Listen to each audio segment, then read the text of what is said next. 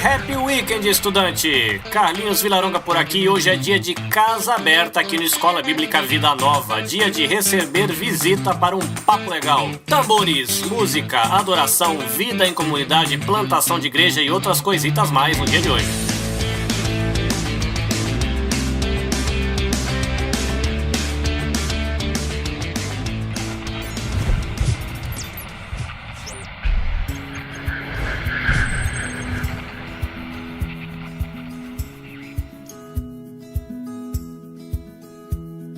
Pessoal, a gente está aqui com o Márcio Miguel para a gente bater um papo no Casa Aberta de hoje.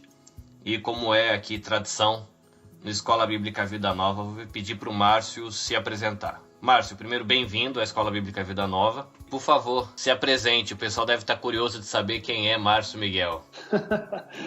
Olá pessoal, muito obrigado pela oportunidade, agradeço o Carlinhos aí pelo convite. Eu sou o Márcio Miguel, eu tenho hoje 40 anos, eu sou integrante do Ministério Vineyard, eu sou baterista e eu tô no Ministério Vineyard desde o começo mesmo, desde o primeiro CD, aquele um que eu acho que o mundo todo conhece, né? Não só aqui no Brasil, mas aí no Japão, os brasileiros aí devem conhecer o CD Venha Ser a Hora, aquele um que tem um rapaz com o braço aberto na capa, né?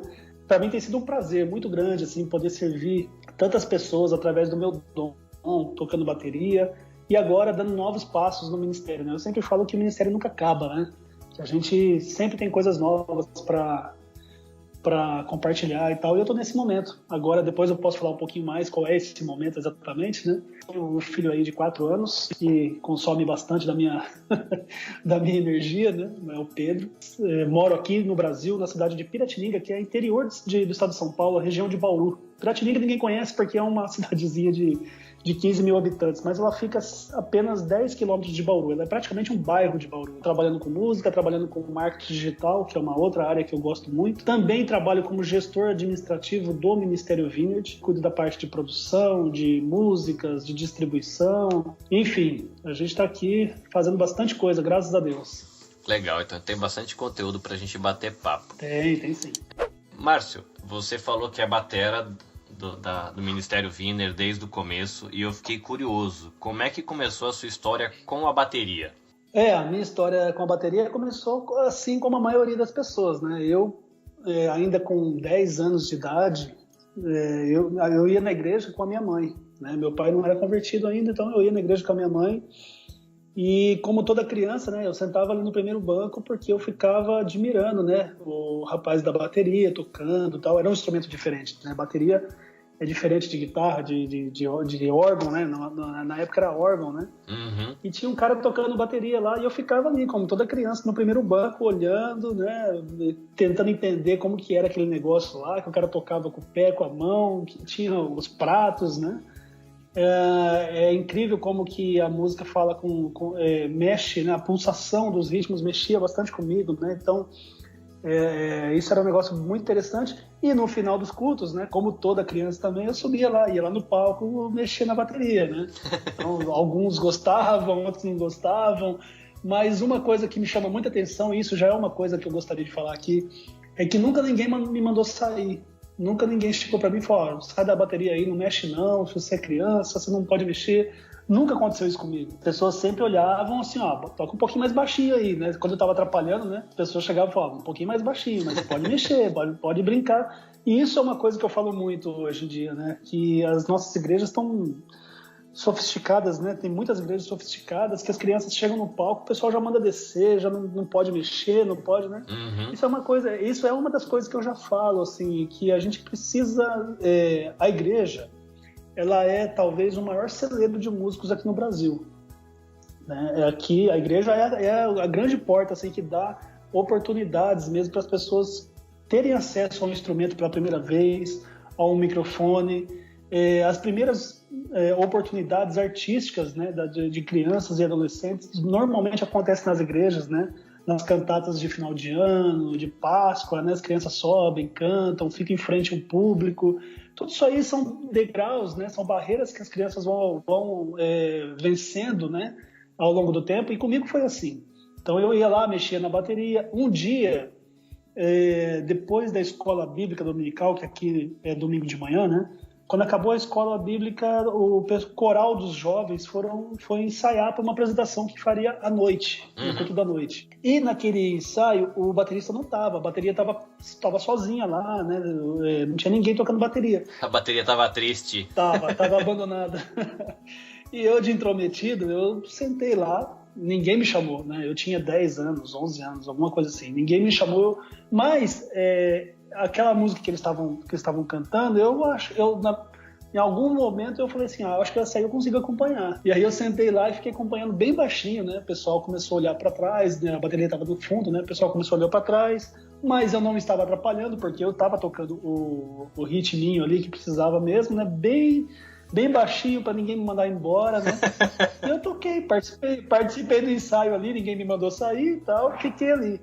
Mas para mim, morreu ali, sabe? Para mim, eu fui para casa, né, domingo à tarde, fui brincar e tal, mas para mim morreu ali. No culto da noite, para minha surpresa, na hora que o coral foi se posicionar para cantar, eles me chamaram. Você não vai vir tocar? Eu falei, não, mas eu? Não, mas você ensaiou hoje de manhã. Vai, que legal. Aí eu falei, nossa, que vergonha que deu, né? A igreja inteira olhando, eu fui lá, cara, levantei do banco com aquela vergonha, eu fui lá, me posicionei lá, né? Sorte minha que eu era tão pequeno que eu ficava escondido atrás dos pratos, atrás dos tambores lá, né?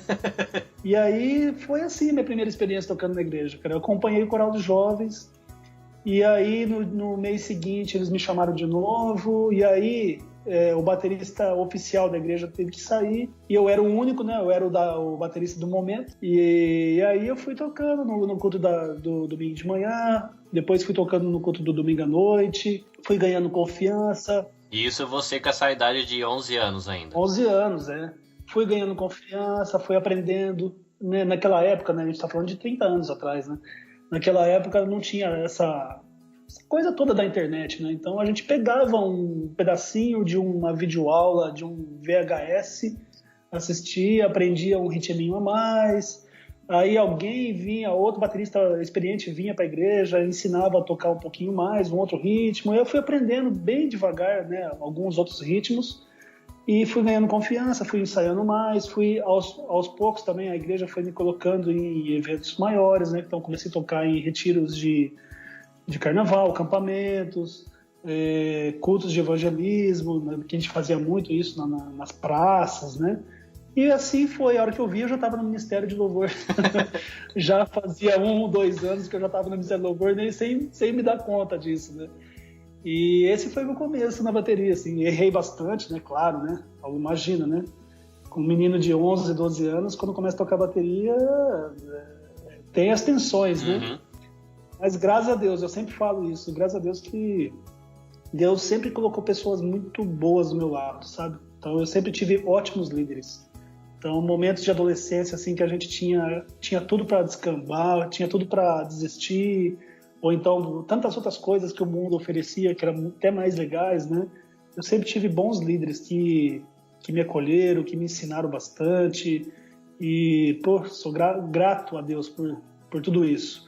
E eu passei minha adolescência toda desse jeito, tocando na igreja, e eu vejo que Deus me poupou de muita coisa, né? Por eu estar na igreja, por eu não sair da igreja, por eu estar comprometido com a música, com o ministério de louvor.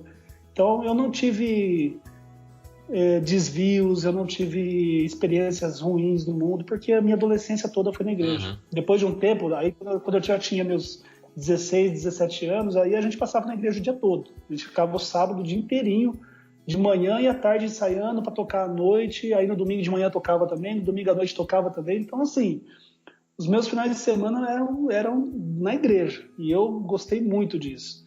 E isso é uma coisa que eu fico hoje, né, olhando para o meu filho, assim, falei, puxa vida, né, se ele tiver a sorte que eu tive na adolescência dele, de ele se interessar por algo tão legal dentro da igreja, para ele desenvolver para Deus e tal. E se ele puder passar igual eu fiz, né? Se ele puder ficar o final de semana inteiro trancado na igreja aí fazendo isso para Deus, poxa, vai ser muito bom. Eu espero que ele tenha essa oportunidade. Uma curiosidade, você falou que você tem o Pedro, que está com 4 anos, né? Uhum. Ele é o seu primeiro filho? Ele é o primeiro e, por enquanto, é o único. A gente está num momento decisivo aí de ver se vai ter o segundo ou não. Se demorar muito também, aí já não tem mais. Eu tenho o Nicolas, que também é de 4 anos. Eu tenho o Matheus, que está com 17, né? São 12 anos aí, praticamente, de distância. Mas... Janela grande, né? É uma distância grande. Mas tem suas dificuldades, mas tem seus benefícios também, né? Então eu tô com um filho que dá na altura do meu joelho, quase, brincadeira, um pouquinho mais, né? Porque ele é 4 anos. E o outro que eu tenho que olhar pra cima pra falar com ele, que tá com 1,80 m e lá vai tralalá.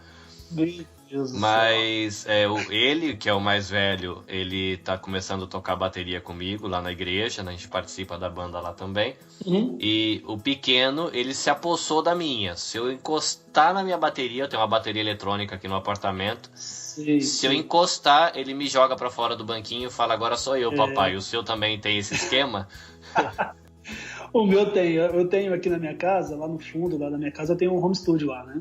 É simples, mas enfim, é um lugar que eu tenho para poder ter uma bateria acústica. Eu não tenho bateria eletrônica aqui porque eu moro em residência, não moro em apartamento, né? Eu moro em casa mesmo. Então, para eu não incomodar muito o vizinho, eu fiz um home studio lá fechadão, lá no fundo, sabe? Com parede dupla. Então, para eu poder tocar, né? Então, eu tenho 2 baterias aqui em casa, inclusive. E só que assim, né? Ele tá com 4 anos, hoje ele vai lá, toca 10 minutinhos e sai. Quando ele tinha 2 anos, aí ficava quase o dia inteiro lá, sabe? Tocava, ele mesmo gravava vídeo dele, colocava na internet, o pessoal achava mó barato, sabe?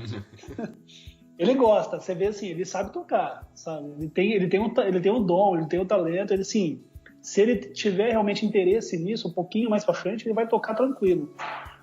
Vamos ver se eu consigo despertar esse interesse nele, né? Porque hoje tem tanta coisa que compete, né? Hoje tem videogame, tem internet, tem... Nossa, tanta coisa que compete para tirar a atenção, né? Eu espero conseguir ele tá com 4, daqui mais uns 3 anos, eu espero conseguir deixar isso um pouco mais sério para ele, né? Vamos ver. O meu mais velho, o Matheus, ele teve um pouco de interesse quando era pequeno, depois ele abandonou. E aí depois do período da pré-adolescência para adolescência, ele começou a procurar, começou a ter interesse. Aí agora lá na igreja o baterista é ele, né? Isso é bom. Eu tô lá sempre do ladinho, mas ele já é o cara que é o que tá servindo a igreja e tá já colocando os talentos deles para servir a comunidade. Isso tem sido bem legal. Isso é ótimo. Então, sabe, é isso que eu tava falando, né? A gente precisa, nas igrejas, assim, não que a gente faz as coisas para segurar as pessoas, segurar os jovens, não isso. Mas as igrejas precisam proporcionar um pouco mais desse tipo de coisas para os seus adolescentes, para os seus jovens, sabe? Poxa, tá tão difícil, né? Da porta para fora tá tão difícil, né? O mundo aqui tá terrível, né? Muita coisa influenciando, puxando o jovem para fora da igreja, né? Todo dia tem muita coisa... muitos convites para os jovens sair da igreja, né, para ele curtir a vida dele. Então, as nossas igrejas, a gente precisa pensar nisso, sabe, de proporcionar para os jovens, para os adolescentes, alguma coisa assim relacionada à área da cultura, à área do esporte, alguma coisa assim para que eles queiram ficar juntos. Aqui em Piratininga, na nossa igreja, eu não sei, não posso... Eu acho que a gente deve ter aqui uns 100 pré-adolescentes. Cara, é um grupo grande. 100 pessoas, assim, é grande. E a nossa propriedade aqui, a igreja, o templo não é tão grande não, mas o terreno é grande, sabe? Então a gente tem ali uma quadra de vôlei, a gente tem um quiosque lá. Então a molecada de sábado à tarde, o prazer deles é ficar ali, sabe? Então eles têm a turma deles ali, ficam ali no quiosque batendo papo, aí no sábado à tarde vão jogar vôlei. A gente já está considerando a possibilidade de ter uma sala de ensaio para eles, sabe? Para eles não terem que ficar com aquela preocupação, eu vou subir no palco, mas se eu estragar alguma coisa, né? Então é sempre uma tensão, né? A equipe de louvor briga para ter seu equipamento em ordem, né? Só que o adolescente você não consegue falar para ele, você não pisa nessa tomada, você não pisa nesse fio. Eles têm um jeito deles, é difícil. Então a gente está pensando aqui em estruturar uma sala de ensaio para eles com equipamentos um pouco mais simples, né? Que se tudo bem, se quebrar, se tiver uma eventualidade de quebrar, tudo bem, ninguém vai ficar tão preocupado com isso. Mas a gente tem essa coisa na cabeça, sabe? De proporcionar coisas atividades, né? Que que incentive o jovem a ficar na igreja, o adolescente, né? Porque a gente sabe que da porta para fora tá bem difícil, né? É que a gente tem na nossa comunidade, é uma comunidade de brasileiros na cidade de Toyohashi, na província de Aichi, aqui no Japão. E a gente, além do culto de domingo, a gente tem 2 sábados por mês uma atividade direcionada à idade aí da faixa de 6 anos até 18 anos aproximadamente. E é interessante que esse trabalho começou quando eles eram pequenos, né? Então a igreja, o prédio é pequenininho, ele deve comportar talvez umas 70, 80 pessoas sentadas, eu acho que não deve passar disso. Provavelmente umas 80 pessoas sentadas, assim, bem apertadinho. E agora eles cresceram, a gente está com um grupo de adolescentes aí, tudo na faixa de quase 1,70m, 1,80m, uns 20. E quando eles eram pequenininhos, né, na faixa dos 10 anos, era aquela igreja gigante, onde todo mundo corria. Agora, quando junta uma roda de adolescente, é engraçado, né? Porque parece que a igreja encolheu. Mas a gente tem lá a mesinha de ping-pong, a gente tem uma prateleira onde a gente guarda jogos de tabuleiro, né? O pessoal tem dama, tem gamão, tem não sei o quê. E para tentar criar, dentro do nosso contexto aqui no Japão, esse espaço para eles. Uma coisa que o pessoal sente falta aqui é justamente dessas igrejas onde a gente tinha um espaço interno muito grande, né? Então aqui a cultura do Japão, ela é um pouco mais rígida em relação a essa questão de você fazer as coisas do lado de fora, né? Tem a questão que eles chamam aqui da lei do silêncio, tem horário para você parar de fazer barulho. Mas a gente sente falta assim, desses espaços como quadra de vôlei, quiosque, piscina. Sempre quando a gente precisa, a gente leva essa garotada para lugares públicos, né? Piscina pública, para quadra pública, praças, para parques, para tentar criar esse espaço para eles terem tempo juntos, né? Mas a gente sente saudade. No Brasil, a igreja que dispunha desse espaço para o adolescente curtir, isso ajuda bastante na hora deles estarem juntos, né? Realmente, a gente aqui é privilegiado, né? A gente tem essas possibilidades aqui, graças a Deus. Isso é bom. Eu fiquei curioso de uma coisa. Você falou que você teve esse primeiro contato com a bateria aos 10 anos e uma coisa aconteceu meio que de maneira meio natural, né? Foi convidado e foi chegando e no fim você acabou sendo o adolescente que estava lá.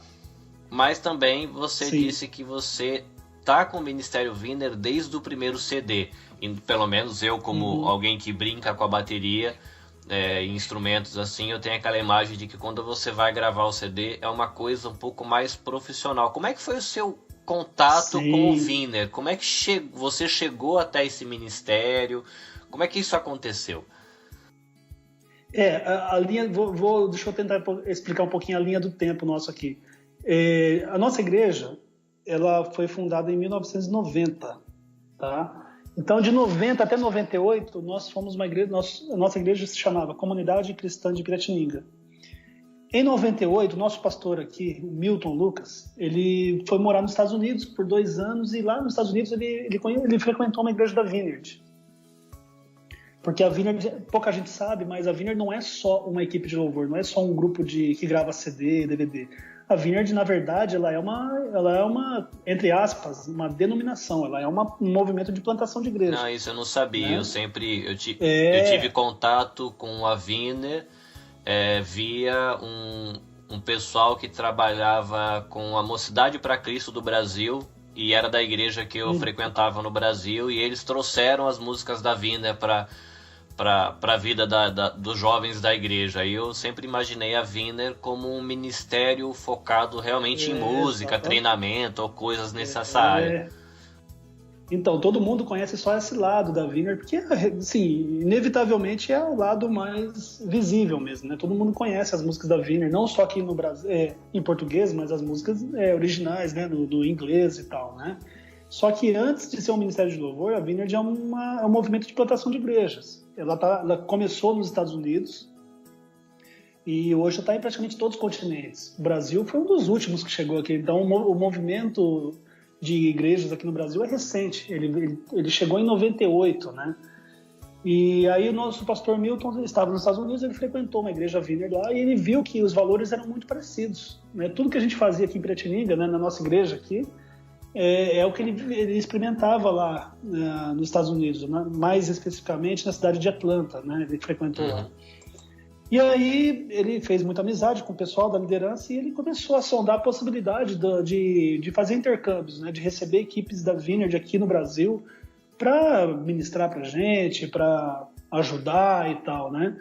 E durante, acho que uns 3 ou 4 anos seguidos, a Vineyard lá dos Estados Unidos realmente mandou equipes para cá, e eles nos ensinaram muito da questão de louvor. Nosso ministério de louvor aqui sempre foi bom, graças a Deus, né? Mesmo antes de ter contato com a Vineyard, a gente sempre foi muito... A área de ensino na área de louvor aqui sempre foi muito forte. Nosso pastor sempre prezou por discipular a equipe de louvor, trazer estudos, investir, enfim. E aí, quando nós conhecemos a Vineyard, 8 anos depois, né, em 98, a Vineyard veio simplesmente lapidar uma estrutura muito boa que a gente já tinha na área de louvor. A gente já tinha um bom conhecimento na área de louvor, e aí veio a Vineyard com uma visão um pouco mais lapidada, né?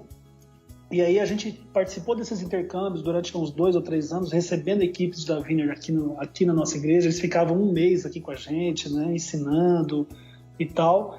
E depois houve um convite para a nossa igreja aqui, então, se associar à Vineyard, né, ser uma igreja Vineyard oficialmente. Porque, por tudo isso que eu disse, né, os valores eram muito parecidos, a gente acreditava basicamente nas mesmas coisas, fazia as coisas basicamente do mesmo jeito, né?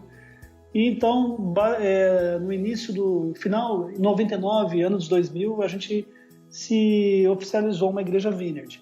E logo em seguida, aí já uma coisa que não tem muito a ver com a outra, né? Mas logo em seguida o nosso pastor também ele foi convidado para ajudar no trabalho de trazer algumas músicas da Vineyard para o português, porque assim como nós aqui em Piratininga, né, existiam mais umas 3 ou 4 igrejas aqui no Brasil que também estavam nesse processo de se afiliar, entre aspas também, né, se afiliar à Vineyard, né, se tornar uma igreja Vineyard. Então existia uma plantação no Rio de Janeiro com o Luciano Manga, né, que é o ex-integrante da Oficina G3, que a gente conhece. O Manga estava começando uma igreja lá no Rio de Janeiro, tinha um amigo nosso em Curitiba também, e o outro, eu não me lembro, acho que em Belo Horizonte, alguma coisa assim. E aí o pastor Milton, né, nosso pastor aqui, ele topou esse desafio de tentar organizar uma equipe para poder gravar as primeiras músicas da Vineyard em português. E isso aconteceu no ano de 2001. Só que esse primeiro CD, o que é o Vence é Hora, a gente não gravou o instrumental. O pessoal dos Estados Unidos mandou o playback pronto pra gente. Então eu participei mais na área de... eu participei mais na ajuda, na área executiva ali do CD, né? Ajudei também nos vocais e tal, mas eu não toquei exatamente o primeiro CD, que foi em 2001. A gente pegou os playbacks prontos, montamos um time aí de 10 cantores mais ou menos, a gente fez a versão das músicas, entramos no estúdio e gravamos voz. Qual que era o objetivo desse CD? Era fazer 1000 cópias dele e distribuir 300 para cada igreja. Eram 4 igrejas que estavam começando, né? Então a ideia era pegar 300 cópias de cada CD e distribuir para essas igrejas, para eles distribuírem para os membros lá, para o pessoal começar a aprender as músicas em português, né? E não sei, aí é que a gente fala que são as coisas de Deus mesmo, né? Esse CD ele saiu do meio dessas 4 igrejas, uma distribuidora, no caso na época era o Vencedores por Cristo, né? Vencedores por Cristo viu o CD, gostou, pediu permissão para fazer a distribuição disso, e esse CD estourou, né? A gente nunca colocou R$1 de marketing, a gente nunca fez um anúncio em revista, a gente nunca pagou para rádio nenhuma tocar música nossa, né? E quis Deus que esse CD extrapolasse esse plano nosso, que era só de distribuir para essas 4 igrejas aí, e esse CD viajou o Brasil todo. Hoje nós estamos falando de quase 20 anos depois, né? Hoje igrejas do Brasil inteiro ainda cantam esse repertório que tinha Vence a Hora, Reina em Mim, Senhor Te Quero, né? Esse CD eu acho que foi o CD que fez eu ter contato com o Ministério Vineyard. E até Provavelmente. Aqui na nossa igreja, eu particularmente, como eu tive essa experiência legal com o ministério, eu trouxe isso para dentro da minha vida. Tem gente que canta muito a música da Winer. Hoje, uma das músicas que os adolescentes mais gostam aqui na igreja é justamente essa Senhor Te Quero. Eles querem cantar toda vez que eles se reúnem. E esse CD 2001, aí foi esse CD que teve em 2001, que aconteceu tudo isso que eu tô te falando. Aí em 2002, aí sim, a gente fez o primeiro CD, aí sim, a gente tocando, a gente gravou o instrumental e as vozes. Aí sim foi minha primeira experiência. Você estava voltando à sua pergunta, né? Como que foi gravar isso aí? Aí sim, uma abordagem mais profissional. Então em 2002 nós gravamos o CD Entrega, né? Aí nós gravamos o instrumental, as vozes. E realmente para mim foi minha primeira escola mesmo, né? O primeiro CD que eu entrei no estúdio para gravar bateria.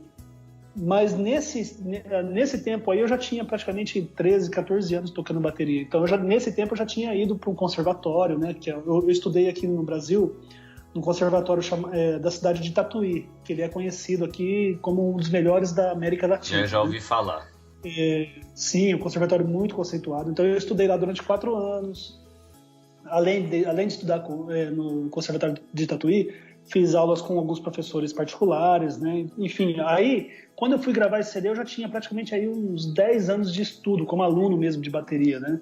Então aí eu já estava um pouco mais preparado. Mas mesmo assim, por mais preparado que você esteja, o primeiro CD que você grava sempre é uma grande escola, porque você começa a gravar um CD, a gravação, né, o estúdio te mostra coisas que você ainda não sabia que você precisava lapidar, né? Então é igual um farol, né? Igual uma lanterna, né? Ele vem e mostra a sua deficiência na cara dura, assim, sabe? Te mostra, você fala assim, nossa, eu não sabia que eu precisava melhorar nessa área aqui e tal. Então, aí a partir de 2002, que eu comecei a gravar CDs, né, profissionalmente, aí sim eu tive que mudar a minha rotina de estudos, né? Não era mais só um estudo para tocar ao vivo, aí era um estudo para poder gravar, né? Então, eu tive que desenvolver outras habilidades e tal, mas foi muito bom, né? Isso eu apanhei uns 3 anos nesse processo aí, né, de transformar as coisas que eu estudava voltando para a gravação. E graças a Deus eu acho que eu não digo que hoje eu estou pronto, mas assim, hoje a gente tem um pouquinho mais de facilidade para gravar, tanto em estúdio quanto gravação ao vivo. Já está mais seguro, né? Ah, sim, a gente já sabe alguns atalhos aí, que você tem algumas coisas que você não pode fazer, algumas coisas que se você fizer vai facilitar muito o seu caminho, né? Então hoje a gente tem essa facilidade de gravar em um estúdio, e agora tem um desafio maior ainda, que é gravar ao vivo, né? Gravar ao vivo é outra escola. Mas é tudo muito bom. Eu gosto bastante desses desafios, assim. O que vocês têm de trabalho ao vivo? Eu conheço o Hangar, eu sei que tem, eu acho que o Adorando em Casa também, que aí eu não sei se dá para considerar como gravações ao vivo. O que vocês têm mais ao vivo? O primeiro ao vivo foi o CD e DVD Vem Esta é a Hora. Okay. Então nós tivemos o CD de 2001, que é o Vem Esta é a Hora, aquele que todo mundo conhece. 7 anos depois, uma gravadora falou assim, olha, essas músicas são lindas, agora precisamos gravar isso aí em DVD, né? Aí a gente gravou aquele CD, a gente fez um DVD do Vem Esta é a Hora. Aquele ali foi o nosso primeiro trabalho ao vivo mesmo, né? 4 anos depois, em 2012, nós gravamos o Hangar, que é esse que você conhece, né? Então é outro trabalho ao vivo que a gente fez. E depois disso, a gente acabou de fazer um agora. A gente fez, só que nem lançamos ainda. Nós gravamos aqui na nossa igreja. A gente tinha um sonho, sabe? O primeiro CD e DVD a gente gravou na Casa das Caldeiras, que é um lugar lindo lá em São Paulo, um lugar de show lá, muito bonito, e realmente o resultado final ficou sensacional. O segundo nós gravamos no hangar da TAM, o Museu da Aviação da TAM, né? No meio daqueles montes de aviões. Era muito bonito visualmente aquele DVD. Sensacional. A gente chegou para gravar lá e falou, nossa, não acredito, nós vamos gravar um DVD num lugar tão legal assim, né? Só que ainda assim a gente tinha um sonho, assim, como grupo. A gente queria fazer uma gravação na nossa igreja. A gente se cobrava muito isso, sabe? Falar, poxa, nós já fizemos no hangar, nós já fizemos na Casa das Caldeiras, né? A gente nunca gravou um vídeo na nossa igreja, né? Com o nosso povo mesmo, com as pessoas que estão ali todo domingo, né? Que conhecem a gente de verdade e tal, né? Então a gente tinha o sonho de gravar algum trabalho em vídeo na nossa igreja. E nós gravamos agora em outubro do ano passado. Que legal. Nós gravamos um EP, são 7 músicas, né? E a gente está, nesse momento, a gente está acabando de masterizar ele.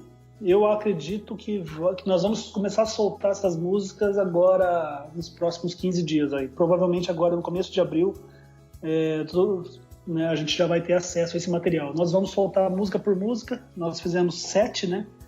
Então nós vamos soltar música por música, uma música por mês no YouTube, e o arquivo de áudio nós vamos soltar aí nas plataformas, né? No iTunes, Deezer, Spotify, nas lojas digitais aí, né? Que vai ser legal, porque a gente está gravando aqui algumas semanas antes. Bom que o pessoal já fica curioso e já vai correr nas plataformas para procurar a divulgação. Então, você vai poder procurar. O título desse álbum é Onde a Misericórdia Está.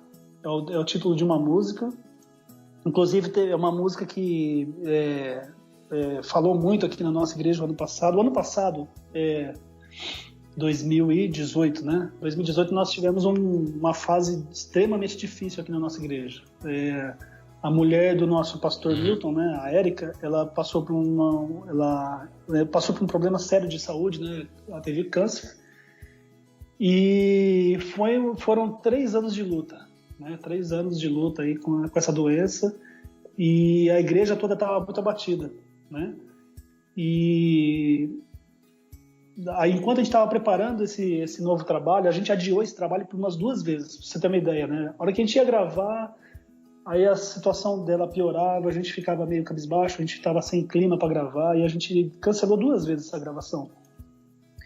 E chegou no momento que o Fabiano, que é um dos integrantes aqui, ele fez uma versão de uma música que falava justamente isso que a igreja estava passando aqui, que é a esperança na misericórdia de Deus, sabe? Que Deus... É uma música que fala sobre a misericórdia, né? Que, se Deus não fizer aquilo que a gente quer, a gente sabe que a nossa esperança maior está na frente e que Deus vai confortar, enfim. A música fala mais ou menos sobre isso, reforça essa esperança no poder de Deus, sabe? E então o título dessa música é Aonde a Misericórdia Está. Então esse é o título que a gente escolheu para esse projeto. Então essa música tem muito a ver aqui com a gente. Então estou falando isso porque, assim, como a entrevista vai ao ar em abril, então vocês podem procurar nas plataformas o título Onde a Misericórdia Está, que vai ser o título desse novo CD. E também podem procurar no nosso canal do YouTube, né? youtube.com/Vineyard Music Brasil, que é o nosso canal oficial. Os clipes também vão estar lá a partir de abril. Então, quem quiser acompanhar esse novo trabalho aí, ficou bem legal. É um trabalho que tem a nossa cara. Ele não é tão artístico igual os outros, né? Ele não tem aquele cenário maravilhoso que tinha os outros, mas ele tem talvez ele tenha até um significado maior para a gente aqui, porque ele tá bem nesse contexto, assim, dessa dificuldade da esposa do nosso pastor aqui, que chegou a falecer, inclusive, né? Agora, em setembro do ano passado ela faleceu. E então esse álbum ele carrega tudo isso, sabe? Essa afirmação do poder de Deus e tal. E foi feito dentro da nossa igreja. Na nossa igreja, um lugar que a gente está lá todo domingo, com as pessoas que frequentam lá todo domingo. Então esse trabalho pra gente teve um significado assim especial, sabe? Ele tem vida na própria poesia, na melodia. Sim, exatamente. Que legal. É isso. Fiquei curioso. Daqui a pouquinho vai estar no ar aí. Você contou um pouco da sua experiência no início do contato com a bateria. Você compartilhou bastante agora das suas aventuras com o ministério, com a sua vida em comunidade. Tem um quadro também aqui no podcast que chama Vida em Comunidade, onde a gente compartilha pregações, algumas coisas da igreja.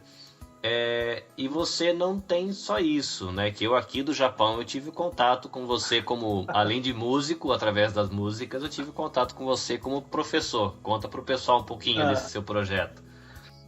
Então, aquilo que eu estava falando lá no começo da entrevista. Chegou no momento do meu ministério, assim, que eu comecei a olhar pro lado, cara, e eu vi que eu acho que não sei se a gente pode aspirar a alguma coisa, né? Se a gente faz as coisas por realização, eu não acho isso, mas enfim, eu comecei a olhar e eu vi que Deus me proporcionou praticamente não sei se todas, mas as maiores experiências que talvez um músico possa almejar dentro do ministério, né? Então eu participei de gravações de estúdio, participei de gravações ao vivo, participei de 2 DVDs, os 2 premiados, né, com disco de ouro e tal. Eu já ministrei através da Vineyard, né? Eu já participei de seminários de louvor no Brasil inteiro, já viajei no Brasil inteiro, já dei workshop no Brasil inteiro. Então, assim, é importante dizer que a gente nunca correu atrás dessas coisas. A gente nunca mesmo, sabe? A gente nunca falou assim, vamos fazer um CD e vamos fazer um plano de marketing para ele ter um disco de ouro. A gente nunca, né? Eu trabalho também na administração da Vineyard aqui desde 2003. Uhum. Então nunca nós pagamos nenhum centavo para a revista, nunca pagamos, e também não somos contra, né? Tem ministérios que fazem, tudo bem, mas esse não é o nosso foco. A gente nunca fez as coisas de uma forma premeditada, sabe? Vamos fazer um CD que vai vender tantas mil cópias, que vai levar a gente para fazer turnê em tantos lugares. Nunca. As coisas sempre aconteceram. Então, chegou um momento assim, do meu ministério que eu comecei a olhar e falei, cara, eu acho que Deus já me proporcionou tudo, né? Eu já gravei, eu já toquei no Brasil inteiro, eu tenho a minha raiz muito forte aqui na minha igreja, né? Então, durante todos esses anos, eu sempre estive aqui na equipe de louvor, eu nunca saí da equipe de louvor, nunca pedi sabático, nada disso, sabe? Eu sempre estive aqui o tempo todo.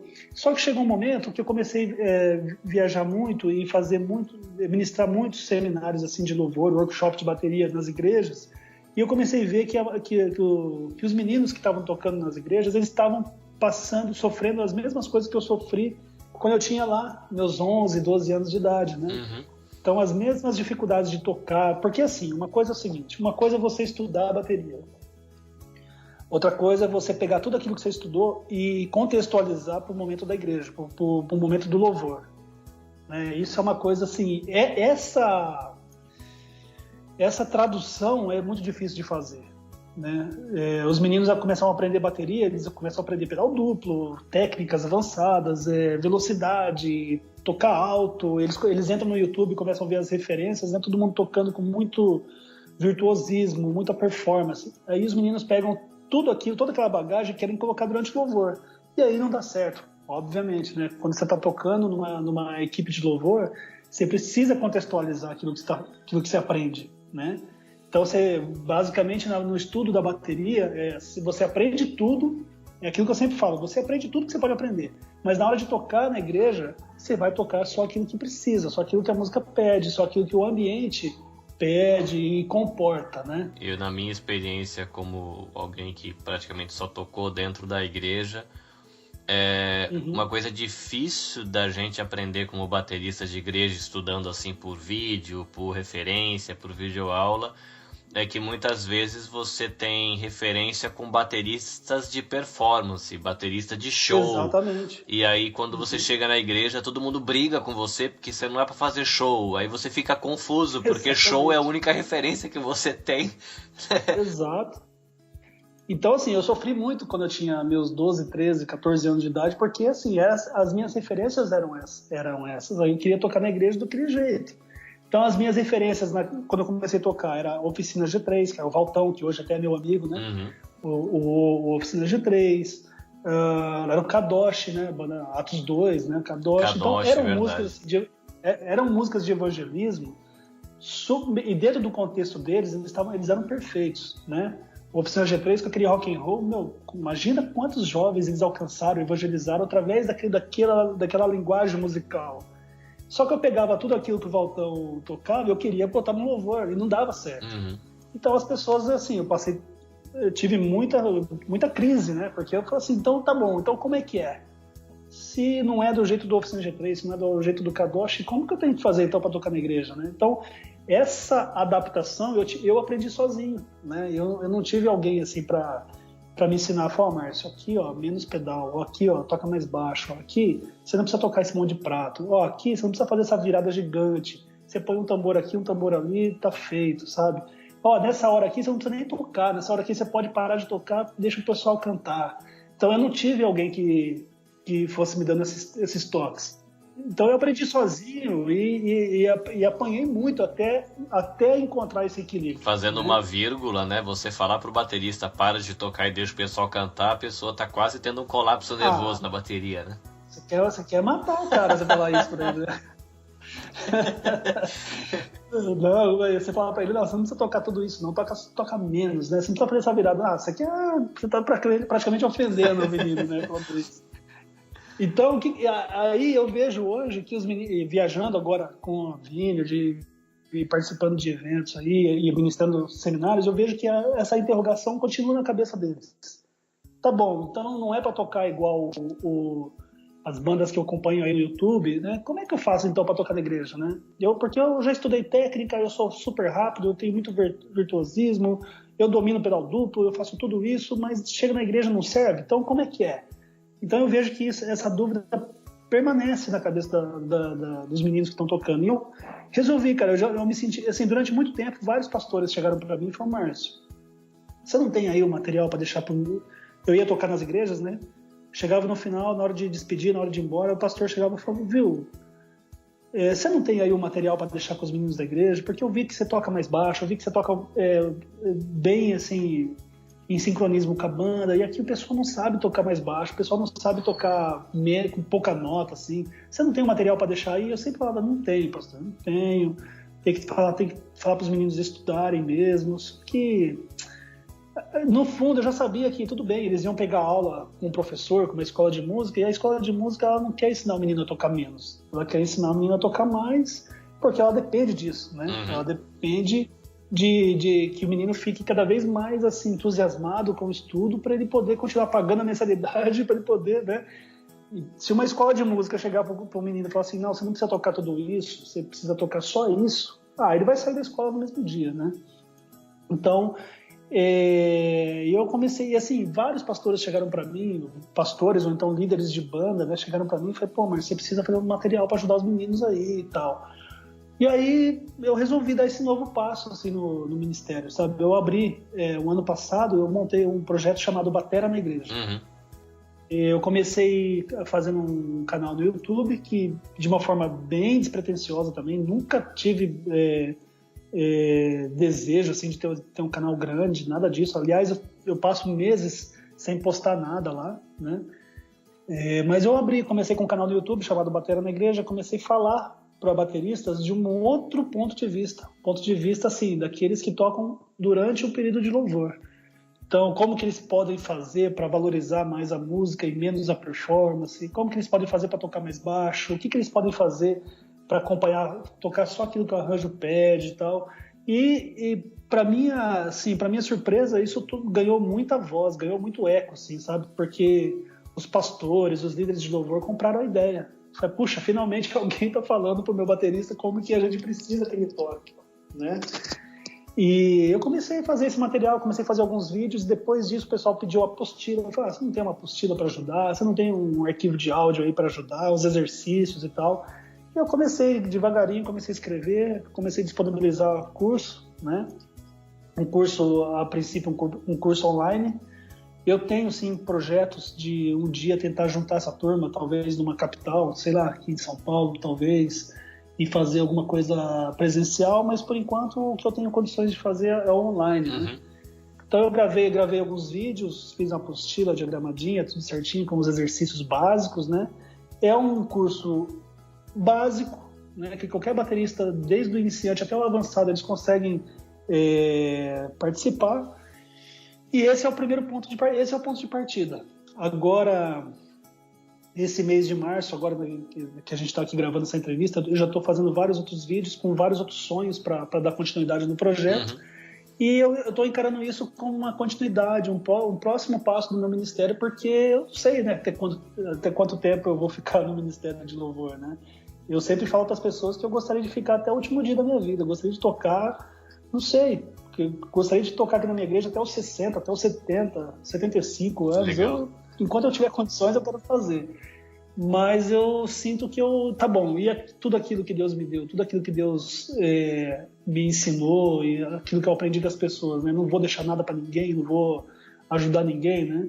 Então, o projeto Batera na Igreja é isso, é um passo a mais, aí, um próximo passo do meu ministério, ensinando aqueles que querem. E é claro que as pessoas entram no meu canal e me vêm falando que é para tocar menos, que é para tocar de uma forma mais controlada, às vezes me xingam. Tem vários lá que esculacham, né? Falam, não, imagina, né?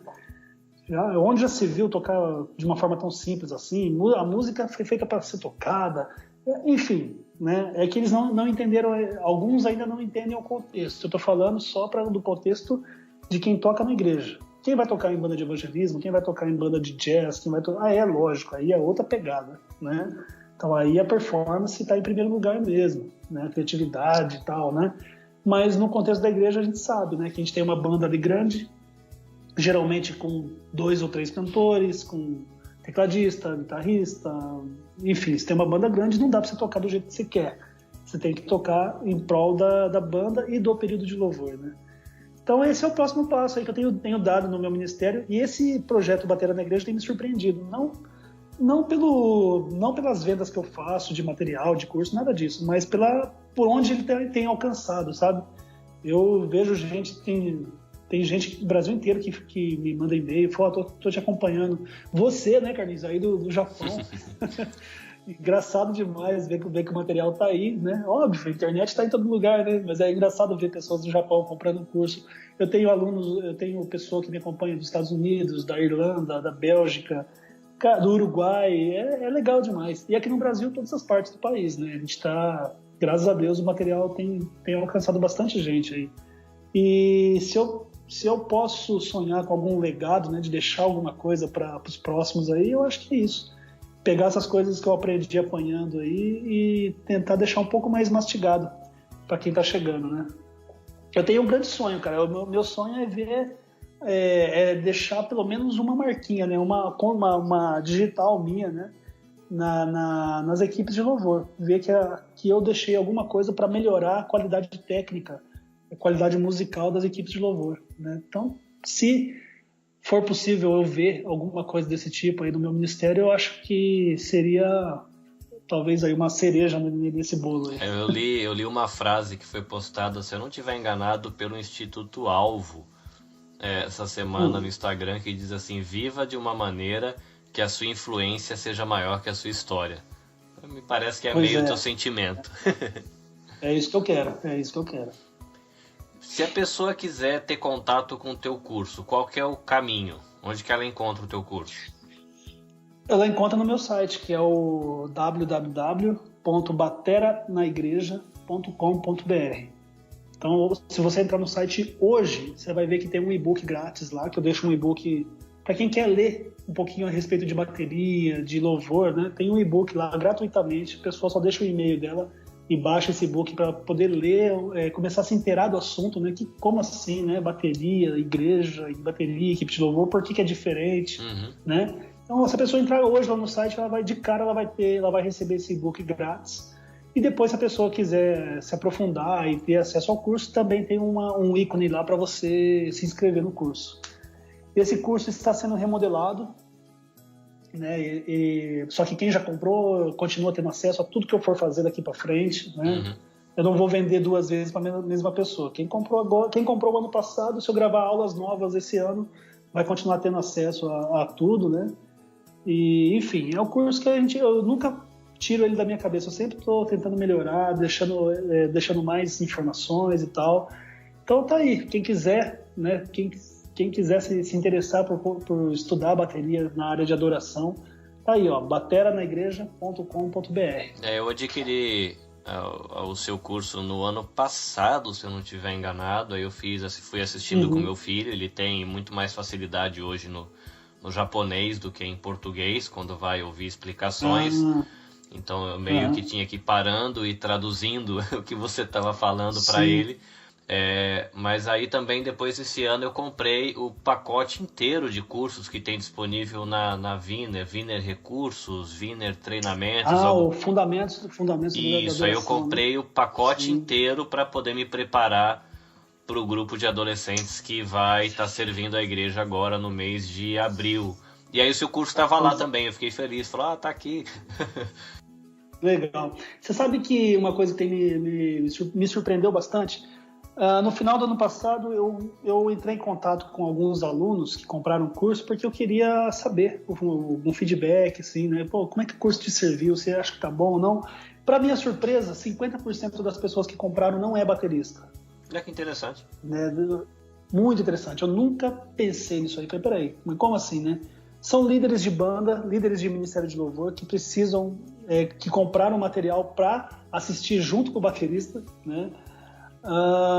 Tecladista, vários arranjadores, né? Pô, o cara é tecladista, ele é o diretor musical da banda ali. O cara comprou para também poder cobrar do baterista dele, falou, você assiste essa aula aí, eu preciso que você toque mais ou menos desse jeito, eu preciso que você assimile esses conceitos e tal. Eu fiquei muito surpreso, 50% das pessoas que eu entrevistei o ano passado que compraram o meu curso não são bateristas raiz, assim, né? São caras até que tocam um pouquinho de bateria, sabe fazer o chá com pão ali, mas o cara não comprou para ele comprou para poder ajudar o baterista da igreja dele. Que curioso. É legal, eu fiquei assustado com isso.